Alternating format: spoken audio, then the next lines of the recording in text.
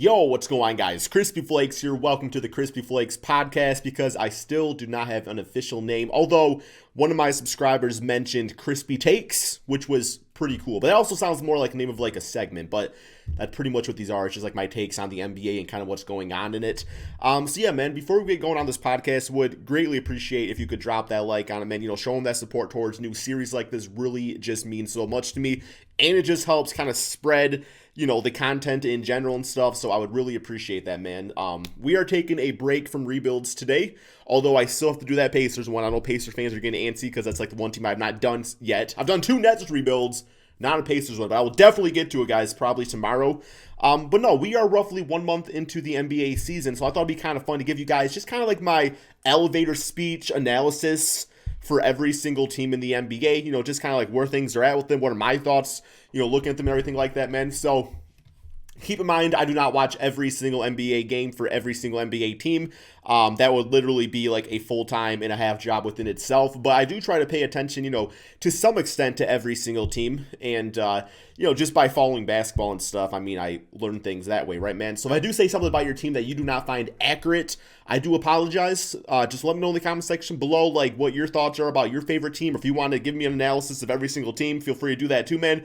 Whatever you want to do, comment section below. I literally read every single comment. I cannot respond to every single comment because that would take a long time, but I do read every single comment, man. No doubt. So, yeah, what we're going to do is go through the Eastern Conference and the Western Conference. We are going to start at the bottom and work our way up to the top teams. So, for the Eastern Conference, currently the 15th seed, man, at a record of 3-10, are my Detroit Pistons. Yes, sir, baby. Detroit basketball, guys.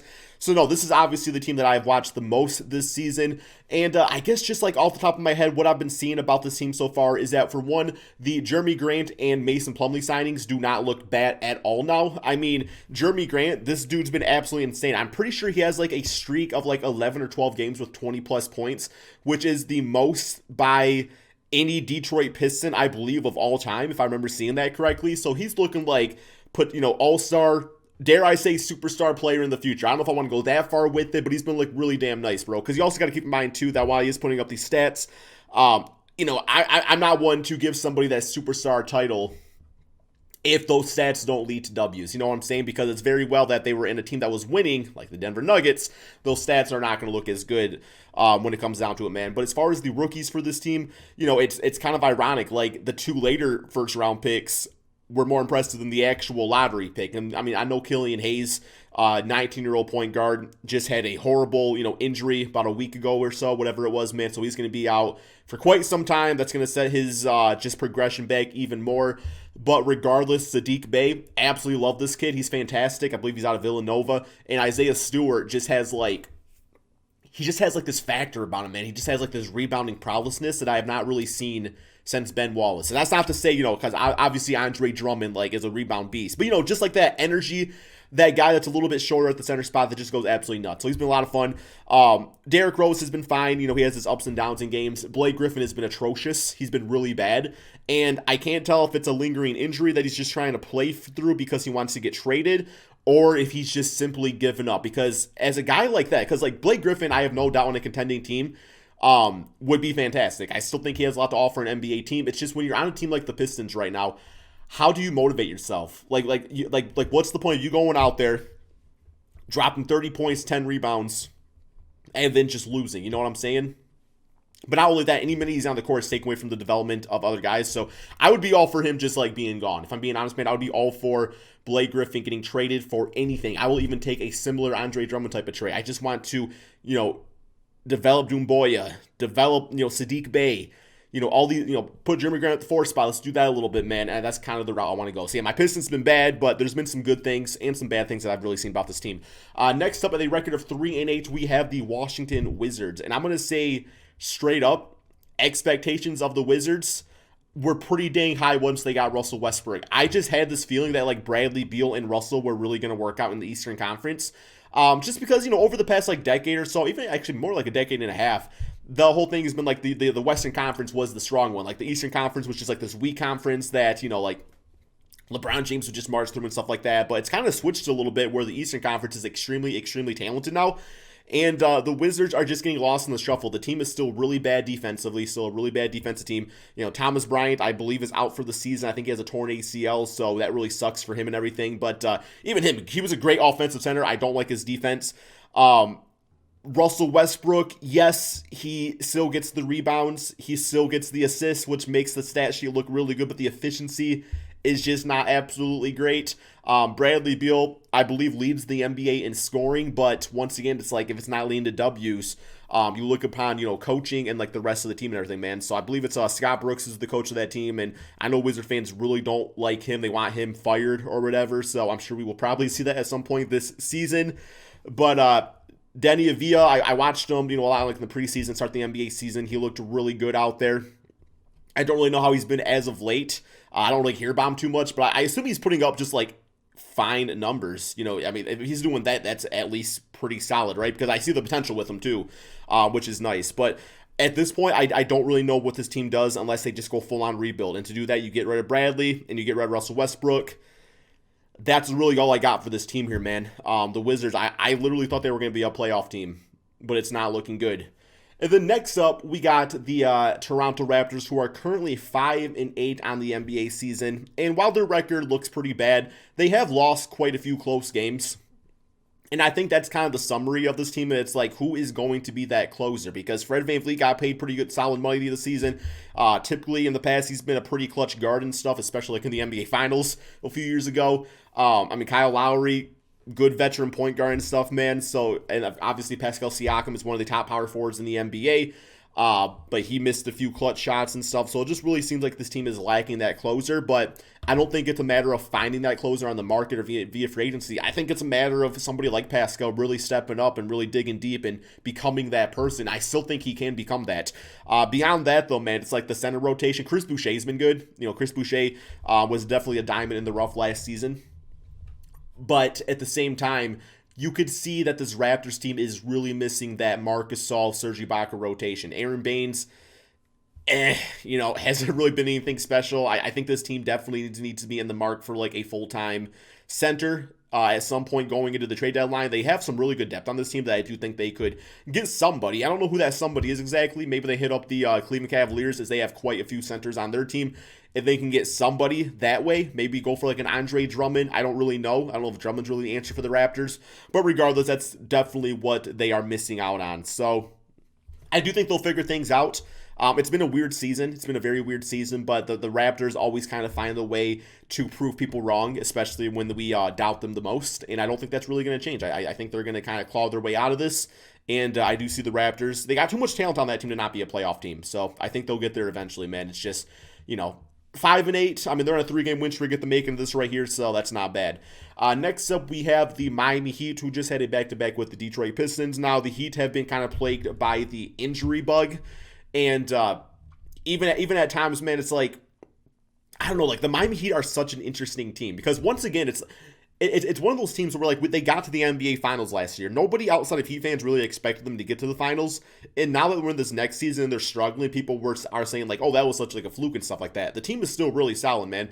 I do think that they are kind of a bit old with just some of their pieces out there. Maybe they're still a little worn out from the last NBA season run because that took a lot out of them, obviously. But yeah, Jimmy Butler's been out for a little bit.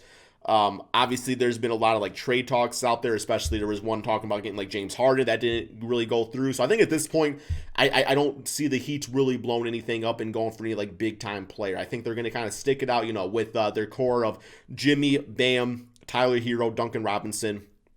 Once again, it's so early in the season. Like I said, this is the 1 month analysis. I'm sure we'll do a 2 month analysis too once that next month comes up or whatever. But the Heat, 5-7.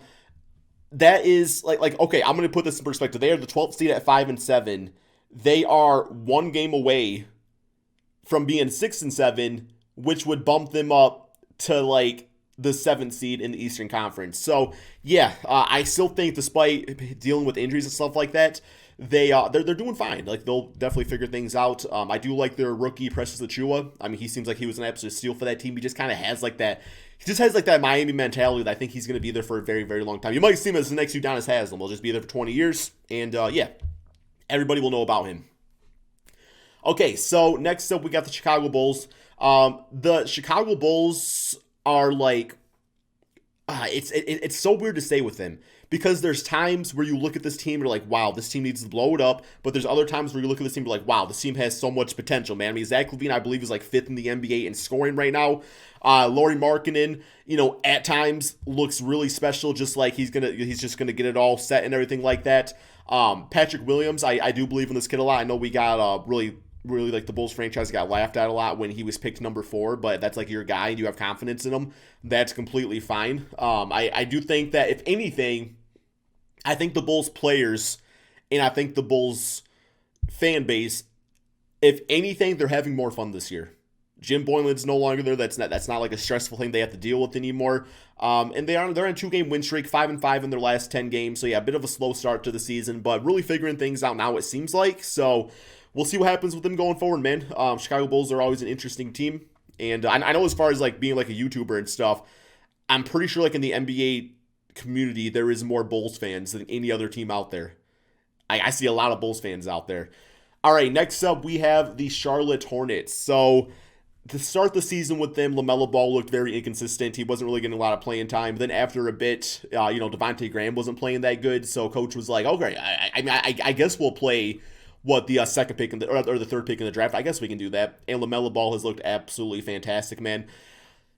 Like, he does. The thing I like about LaMelo Ball, by the way, he was like the youngest player ever to record a triple-double, which is just amazing within itself. But that's what I love about players like LaMelo. Because I do remember like his second or third game of the season, he was shooting really poorly, making some bad choices offensively, but he had like 11 rebounds. And it's guys like that I think become the best players in the NBA. The guys that on any given night can find a way to help your team. And if something's not going right that game, that's okay because they got 3 or 4 other things that are going completely fine for them. And that's what I'm seeing with LaMelo Ball. I think at this point, the team really does need to find themselves that full-time center. Once again, I'm going to go back to Andre Drummond. I think they could probably, chalk up some sort of deal for him. Gordon Hayward, by the way, let's talk about him. He was really a guy, especially, in free agency, they were like, oh my God, this guy's agent is an absolutely genius. Like, how is he getting these types of contracts over and over? And there's been points of this season where Gordon's like, no, man, I'm worth this money. Like, this is why I got this money, because I can play like this. So, yeah, Hornets have been another one of those fun teams. I do catch, a game of theirs every so often, but I like what they got going on over there. I still feel that they are a few pieces away. I think they got some decent trade chips, too, if they decide to, kind of fill those voids in some different way. I like what they're doing, though, man. Next up at the 9th seed with the record of 6-8, we do have the Orlando Magic, and I will say straight up, this is a franchise that I have felt so bad for. I made an individual video not too long ago talking about this team. Markelle Fultz, such a good start, out with an injury, sucks. Jonathan Isaac obviously has not played this year because of his injury. Going back to the bubble, this team has so many so many great things about them that we just have not seen yet. And I'm really hoping both those guys come back 100%. Not 95%, not 90%. I want to see what this team can do when Isaac and Markelle Fultz are 100% playing with Vucevic, who obviously is an all-star caliber center, and Aaron Gordon, those different types of players on this team, man. Cole Anthony's looking pretty nice. I was questionable about that draft choice initially, but at the time he was the best player available in my opinion. And even with that, now it looks more genius than ever because at least they still got Cole Anthony who they're developing, and they can kind of go from there next season. The offseason, they can decide if they want to continue the route of Markelle Fultz, because if Cole Anthony's playing like he should be starting, then I don't see them really keeping both. And at that point, I think they probably make the choice of going with the healthier guards. So, I don't know, man. We might never get to see this team at its full potential. All right, number 8, we have the Atlanta Hawks, who are 6-7 on the NBA season. So, Trae Young being Trae Young out there. John Collins is still a good basketball player and everything, man. I haven't really watched this team too much, I'm not going to lie, so I don't really have a great analysis of them. I know Okongwu missed a good portion at the beginning of the season, but I think he's starting to get back into things. Recently, the Hawks just played, oh God, who were they just playing, man? I don't remember who it was, but I think it was the T-Wolves. I could be completely wrong about that. But regardless, Clint Capella had one of his great rebounding games. John Collins still looked good out there. I think DeAndre Hunter just dropped 25 points the other night too. So maybe he's finally breaking out and he's going to be another near all-star caliber player for this Hawks team. Rondo I still think is a good backup point guard and everything. So Bogdan's good. Kevin Huerter. I still like what they're going on over there. I still think the Hawks Despite being 6-7, they're 3-7 in their last 10 games. A lot of that's going to come down to chemistry too, and just kind of figuring things out. I still don't mind either of Trae Young. Let's go a little bit, man, because there's so many great offensive options on this team that you don't want to be predictable as the guy that just keeps on launching up like logo shots and stuff like that. You don't really need to be that on this team. I think you're helping yourself out and you're helping the rest of the squad out just by taking a step back, bringing up the efficiency, bringing down the shot attempts. We all know you can fill it up. But at the same time, it's like you were doing that last year. Didn't really lead to the playoffs or anything. So I think you need to, I know going back to last year, Trae Young wanted additional help. He has it. He has to use it now. And that's how this team is going to take the next step. And when he can kind of walk that gray line of, okay, I need to take over or I need to divert, attention to some of these other guys over here by getting them involved in the offense and stuff, man. So that's kind of what I'm seeing with the Hawks, right? Okay. Next up, we have the 7th seed, the Cleveland Cavaliers, man. So what can we say about the Cleveland Cavaliers? Well, obviously, they just made that recent trade to get in Jarrett Allen. I thought that was a fantastic trade.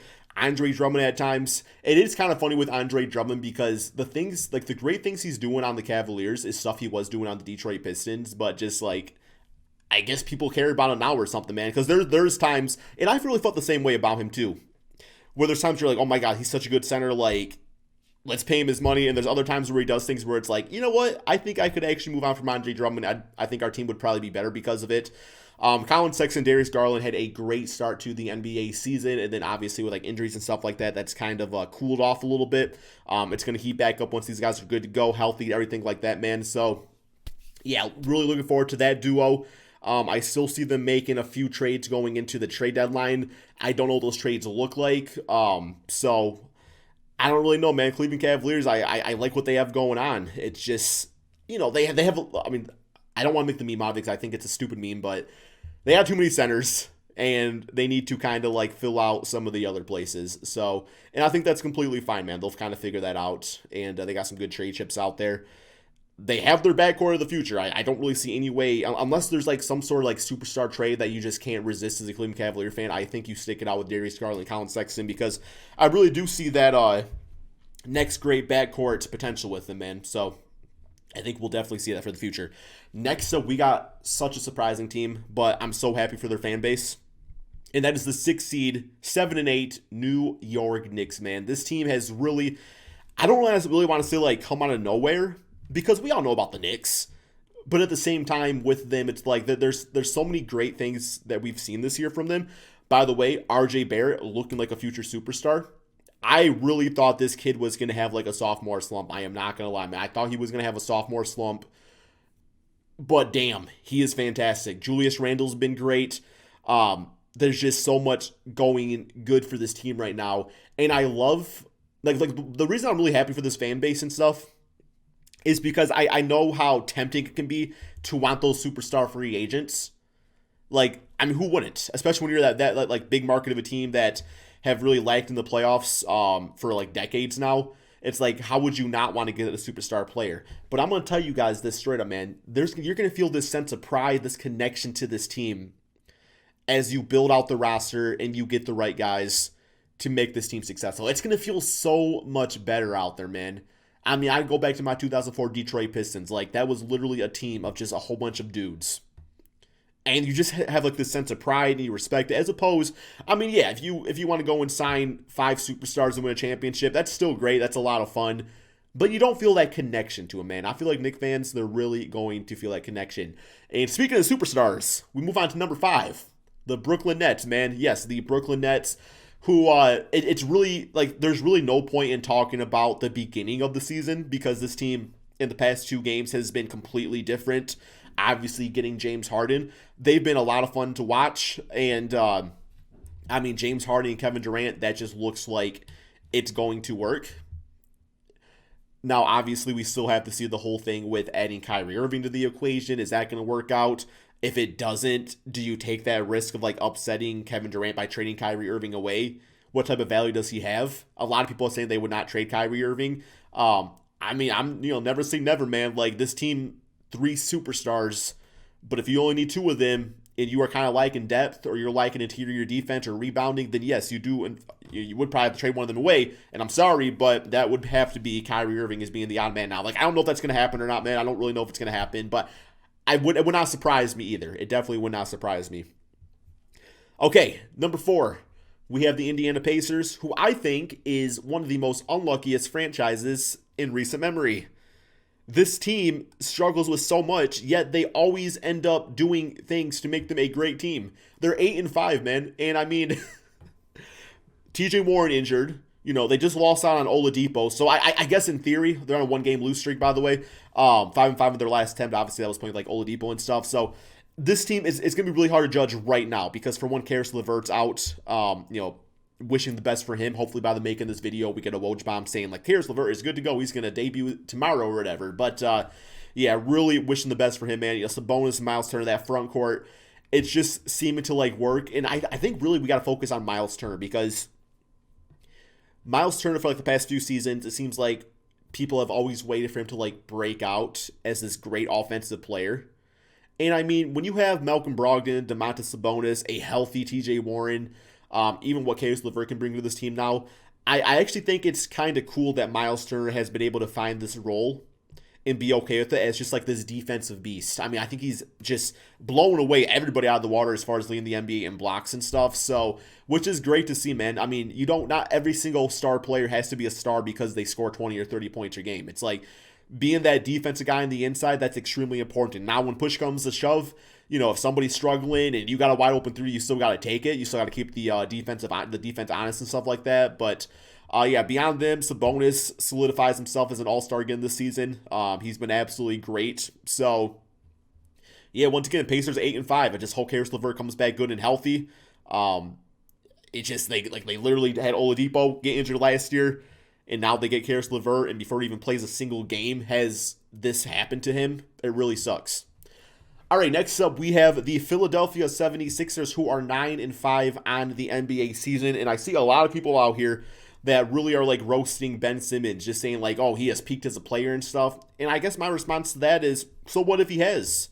If he's peaking as a player, and that peak is one of the best defensive guards in the NBA, one of the best passers in the NBA, sure, a guy that doesn't really shoot threes but can still score the basketball to some extent, but also doesn't mind being the point guard and letting other guys score the basketball, I think that's completely fine. The defense has been fantastic. I mean, with him and Joel Embiid.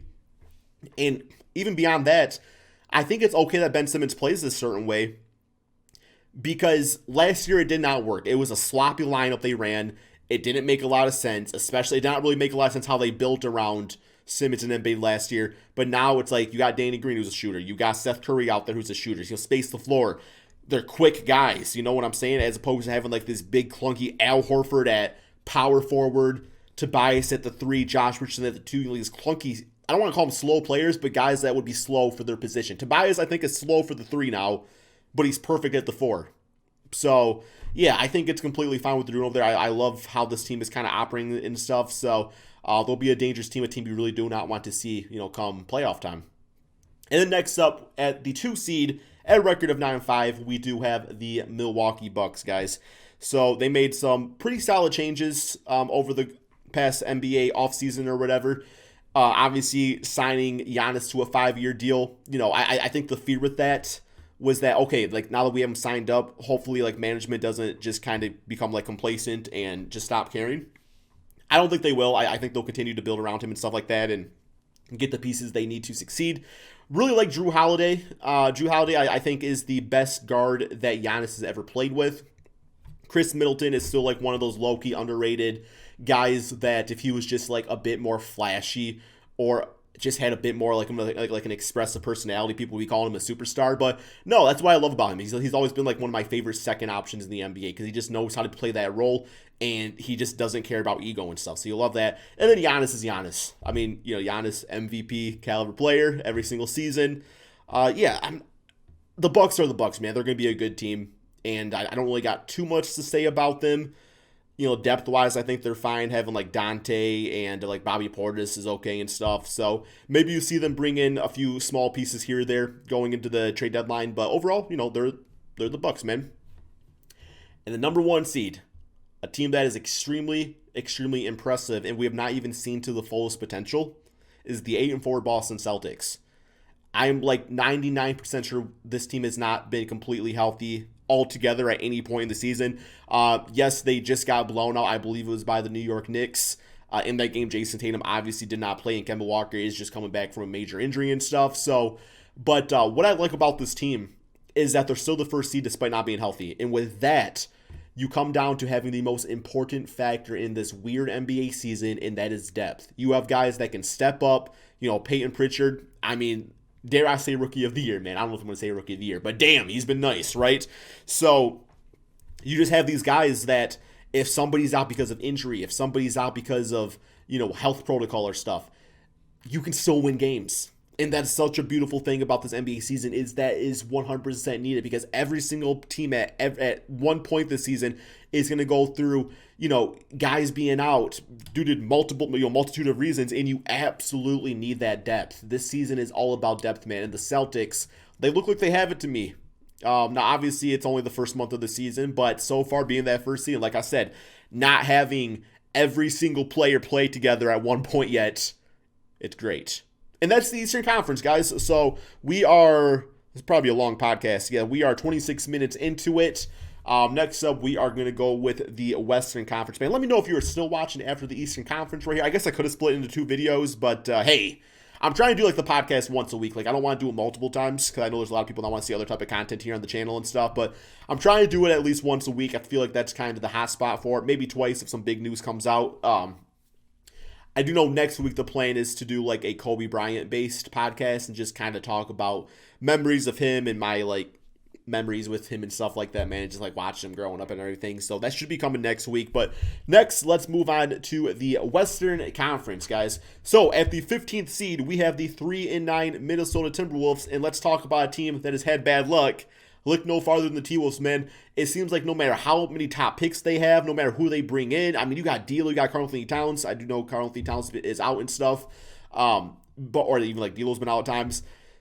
But regardless, it seems like no matter who they draft or who they get, this team cannot shake the L's. They just cannot shake the L's, man. And that's the thing is if this team was completely healthy and playing in the Eastern, well, I can't even say that now though, man, because the Eastern Conference is so much stronger now.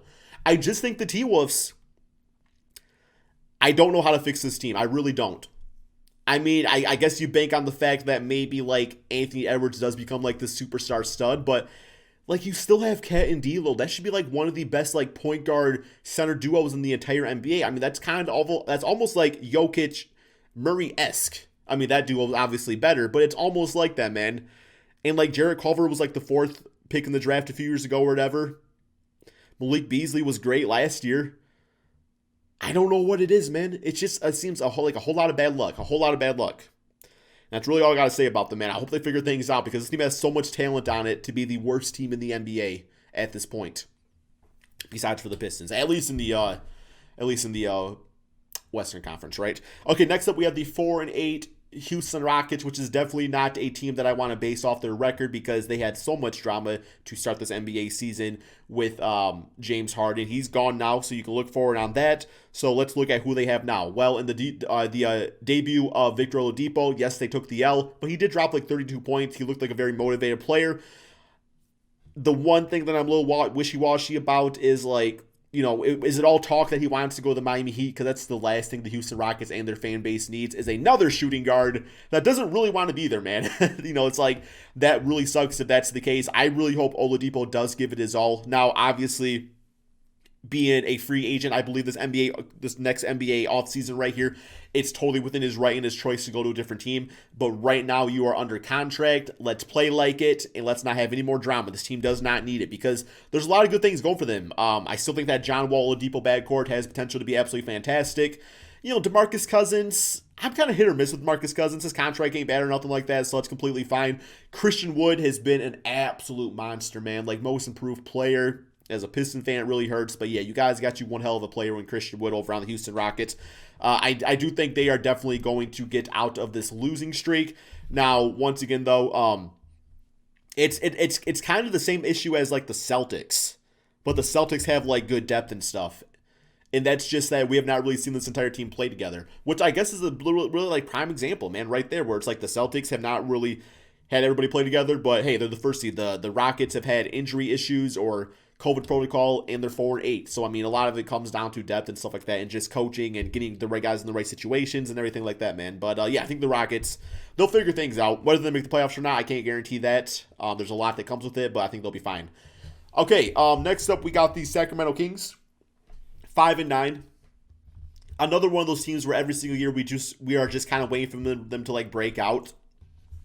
And I think the best way to summarize this team is just like a whole lot of the same. Where it's like De'Aaron Fox is playing like a beast. There's a whole bunch of guys on this team where, maybe sometimes Harrison Barnes does good. Sometimes it's Buddy Hield. But in the end of the day, there's still like this dysfunctionality to the whole entire roster as a whole. That you really, like, no matter how good somebody plays, you just don't really see it leading to anything special. So, yeah, I would like to see this Kings team completely blow things up and just go a complete new rebuild personality around De'Aaron Fox. That's personally what I want to see. If you want to keep like Marvin Bagley or somebody like that, sure, go for it. But yeah, I think this team kind of still needs a rebuild, man. So we'll see what happens. They're currently on a 3-game lose streak, 2-8 in their last 10. Okay, next up we got the New Orleans Pelicans, who are 5-7, and I'm not gonna lie, pretty disappointed with this team so far. I think a lot of it just comes down to Stan Van Gundy just kind of being stuck in like last decade style of offense. He just likes to slow things down a little bit, do more of the half court set, which is fine if your team is built like that. But this team is not built like that in any way, man. I mean, guys like Eric Bledsoe, Lonzo Ball, as from those point guards, they need to be running the basketball, man. They're both extremely athletic, good playmakers. Zion Williamson is an athletic freak of nature. Like, you don't want him in a half court set because that just takes away from him being able to blow by on the fast break and stuff, man. Ingram has the length to him. I mean, JJ Redick, players like that can knock it down, in like transition. So I really think this team needs to be running, but I don't know. And I also was not like a huge fan of getting really either Eric Bledsoe or Steven Adams, because with getting Eric Bledsoe, that takes away from Lonzo Ball. So maybe Lonzo ends up getting traded. I don't really know, man. There will definitely be a trade on the Pelicans at some point in this season. There's no way they are going to keep. There's not really any point in keeping Lonzo and Eric Bledsoe. Plus, I believe Nickeil Alexander-Walker recently just had like a 30-point game or something like that. So, if you want to go with the whole like Eric Bledsoe as the point guard for the next few seasons, a good veteran, and then have either Nickeil or like Kira Lewis as like the backup, I think that's fine, and then you can get something decently enough for Lonzo. So I think he ends up getting traded eventually, though, man. But yeah, the Pelicans, I want them to speed things up a little bit. Been a little disappointed. I was really expecting big things from them this year. Number 11 seed, 6-7, Denver Nuggets. So what's been the issue with the Nuggets that they are not putting up the numbers and the records like they did last year? Well, I think one thing to note is they are missing some of that depth. I do think they missed Mason Plumlee and Jeremy Grant. I mean, both those guys have been solid on the Detroit Pistons, but fantastic role players for the Nuggets going back to last year. Now I could see where they want to pay all that money. The expectation was that a guy like Michael Porter could have taken on that role of Jeremy Grant. He's been out a lot. I don't really know what to think of Michael Porter at this point. When he does play, he's amazing. But also at the same time, it's just like, if he ain't playing, he's useless to the team at that point. So yeah, that's not been great. I do know Jamal Murray was having like some efficiency issues. I don't know if those have like corrected themselves yet. But outside of that, like Bol is Bol. We all know who Bol is right now. So waiting for a few of these pieces to hopefully break out and give them that additional depth that made them so good last year. But I do think that's kind of the story with the Nuggets, is they're just kind of missing some of those veteran pieces they had, and they're maybe too quickly relied on too young of players to kind of break out and be those next guys. All right, next up we have the Dallas Mavericks, who are currently on a 3-game win streak but are 6-7 on the season. A lot of that is coming down to strictly so much of the load is being put on Luka Doncic, and he steps up to the plate, he drops the triple doubles, does all that. Kristaps Porzingis has looked fine since his return. There's also but even with Kristaps, it's just like, it's one of those same cases as Michael Porter, where it's like, if you ain't playing, it's like, how are you really helping the team, right? When he does play, he's great. But I've been kind of saying for a while now, I would not mind if they moved on from Kristaps and got more of a sure thing, because Luka is so good. If you can get two decent players for one great Kristaps, those two decent players that play consistently, are going to help out the team a lot more, in my opinion, than Luka could just be Luka out there. Like, I don't know if that will happen. I mean, Kristaps, they still got him for such a hell of a price with the New York Knicks trade before. So those type of trades don't happen often. I mean, every now and then you get a Pau Gasol for Kwame Brown type of thing, but that's kind of what I was thinking with that Kristaps trade. So I don't know, man. Maybe they're just like, okay, we're just waiting for this guy to get healthy, but lower body injuries on a 7-3 player typically does not end well. Next up, we have the OKC Thunder, who are 6-6. And the thing with them is that people are like, what are you doing, OKC? Like, why are you winning games? Like, why are you trying to make the playoffs? And my response to that is, who the hell cares? Because this team has so many assets, so many, good young players, so many draft picks where they can go out there and have fun and make the playoffs. And sure, they might not, maybe they surprise everybody and like win a series or something. I don't really see that happening, but maybe win a few playoff games, have fun with it. It was kind of the same thing, same energy last year. And at the end of the day, when you get to the NBA draft, you're still going to have like 7 other teams' first round draft picks. So you're okay. You can make the playoffs. Like, you don't really got to like tank or nothing like that. Number 8, we have the Memphis Grizzlies. Extremely, extremely impressed with this team. 7-6, 8 seed right now on a 5-game win streak.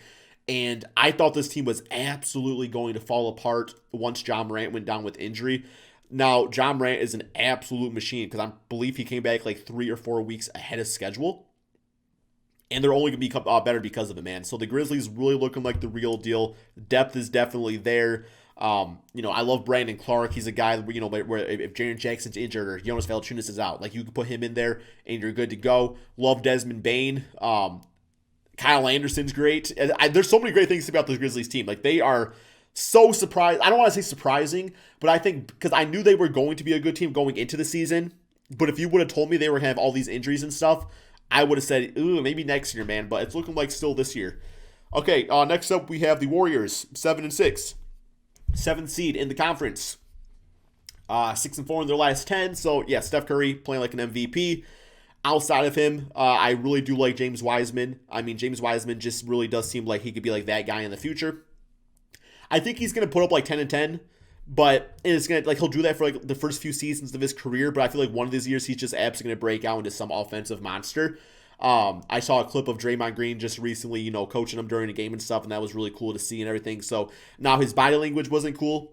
I mean, he was kind of like annoyed with Draymond, but some of that can just be that you're so confident and just so want to be great that, maybe you don't take that criticism good. But if you can really buy into that criticism, buy into Draymond Green's teachings and stuff, then he's going to be a monster, man.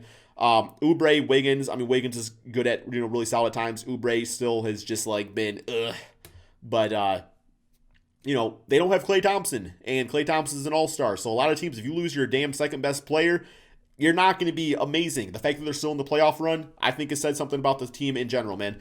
Okay, next up we have the Portland Trail Blazers. So it was just reported that CJ McCollum is going to be missing an extended period of time. I believe it was a broken hand or a fractured hand, something like that. So that's not great for them.